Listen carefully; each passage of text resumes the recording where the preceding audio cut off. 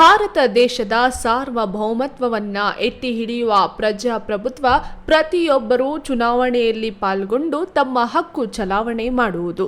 ಹಾಗೆಯೇ 7 ಹಂತಗಳಲ್ಲಿ ಈ ಬಾರಿ ಸಂಸತ್ ಚುನಾವಣೆ ನಡೆದಿದ್ದು ನಿನ್ನೆ ತಾನೇ ಕೊನೆ ಹಂತದ ಚುನಾವಣೆ ಮುಗಿದಿದೆ.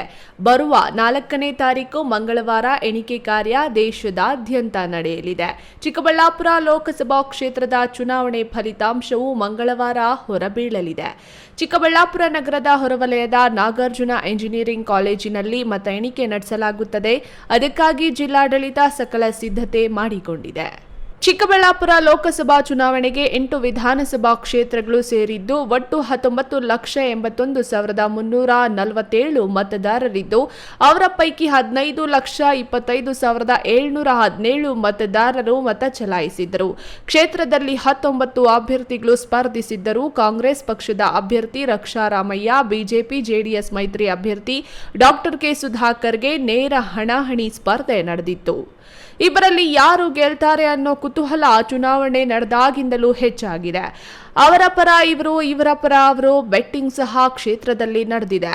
ಇನ್ನು ಜಿಲ್ಲಾಡಳಿತ ಮಾತ್ರ ಶಾಂತಿಯುತ ಮತ್ತು ಸುಸೂತ್ರವಾದ ಎಣಿಕೆ ಕಾರ್ಯ ಮುಗಿಸಿಕೊಡಲು ಏನು ಬೇಕೋ ಆ ಎಲ್ಲ ಸಿದ್ಧತೆಗಳನ್ನು ಮಾಡಿಕೊಂಡಿದೆ. ಮತ ಎಣಿಕೆಗೆ ಇನ್ನು 2 ದಿನ ಮಾತ್ರ ಬಾಕಿ ಇದೆ.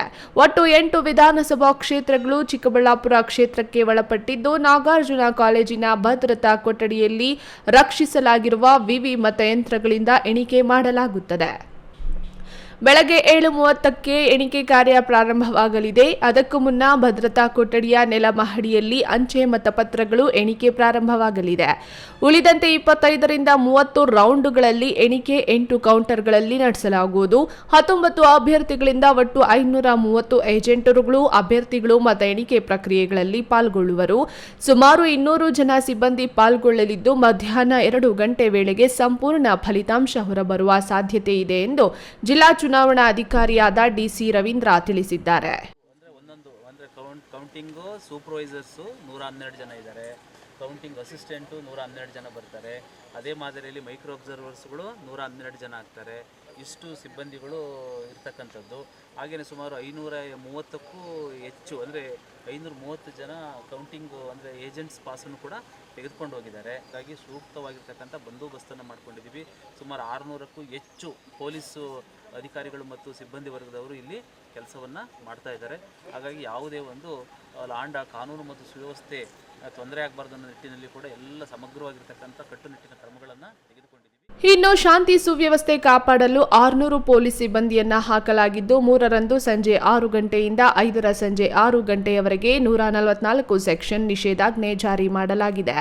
ಮದ್ಯದ ಅಂಗಡಿಗಳನ್ನು ಮುಚ್ಚಿಸಲು ಆದೇಶ ಹೊರಡಿಸಲಾಗಿದೆ. ಮತ ಎಣಿಕೆ ಕೇಂದ್ರಕ್ಕೆ ಪ್ರವೇಶ ಪಡೆಯುವ ಎಲ್ಲರೂ ಚುನಾವಣಾ ಆಯೋಗ ನೀಡಿರುವ ಗುರುತಿನ ಚೀಟಿ ಕಡ್ಡಾಯವಾಗಿ ತರಬೇಕೆಂದು ಅಡಿಷನಲ್ ಎಸ್ಪಿ ಖಾಸಿಂ ತಿಳಿಸಿದ್ದಾರೆ. 600 ಸಿಬ್ಬಂದಿಯನ್ನು ಆಫೀಸರ್ಸು ಮತ್ತು ಸಿಬ್ಬಂದಿ ಸೇರಿಕೊಂಡು ಒಂದು 600 ಜನನ ಡಿಪ್ಲಾಯ್ ಮಾಡ್ಕೊಳ್ಬೇಕಂತ ಅಂದ್ಕೊಂಡಿದ್ದೀವಿ. ಕೌಂಟಿಂಗ್ ಸೆಂಟರ್ ರೂಮ್ ಅಲ್ಲದೆ ಮತ್ತು ಇತರೆ ಜಾಗಗಳು ಔಟ್ಸೈಡು, ಔಟ್ಸ್ಕಟ್ಸು ಮತ್ತು ಪಾರ್ಕಿಂಗ್ ವ್ಯವಸ್ಥೆ, ಕೌಂಟಿಂಗ್ ಏಜೆಂಟ್ ಬರೋರಿಗೆ ಪಾರ್ಕಿಂಗು, ಅಫಿಷಿಯಲ್ಸು ಮತ್ತು ಪಬ್ಲಿಕ್ಕಿಗೆ ಇಷ್ಟು ಜನಕ್ಕೆ ಪ್ರಾಪರಾಗಿ ಪಾರ್ಕಿಂಗ್ ವ್ಯವಸ್ಥೆ ಮಾಡ್ಕೊಂಡಿದ್ವಿ. ಮತ್ತು ಹಂತದಲ್ಲಿ 4 ಕಡೆಯಲ್ಲಿ ನಮ್ಮದು ಒಂದು ಫ್ರಿಸ್ಕಿಂಗ್ ಪಾಯಿಂಟ್ ನಡೀತದೆ. ಸೊ ಅವ್ರು ಪಾಸ್ ಇದ್ದವ್ರಿಗೆ ಮಾತ್ರ ಅಲ್ಲಿ ಒಳಗಡೆ ಅಲೋ ಮಾಡ್ತೀವಿ. ಪ್ಲಸ್ಸು DC ಸಾಹೇಬರು ಹೊರಡಿಸಿರೋ ಸೂಚನೆ ಅಂತೆ ಯಾವುದೇ ಎಲೆಕ್ಟ್ರಾನಿಕ್ ಗ್ಯಾಡ್ಜೆಟ್ಸು ಅಲೋ ಮಾಡಲ್ಲ. ಕ್ಯಾಮ್ರಾಮನ್ ಅಂಬರೀಶ್ ಜೊತೆ KS Narayanaswamy, news TV, Chikkaballapur.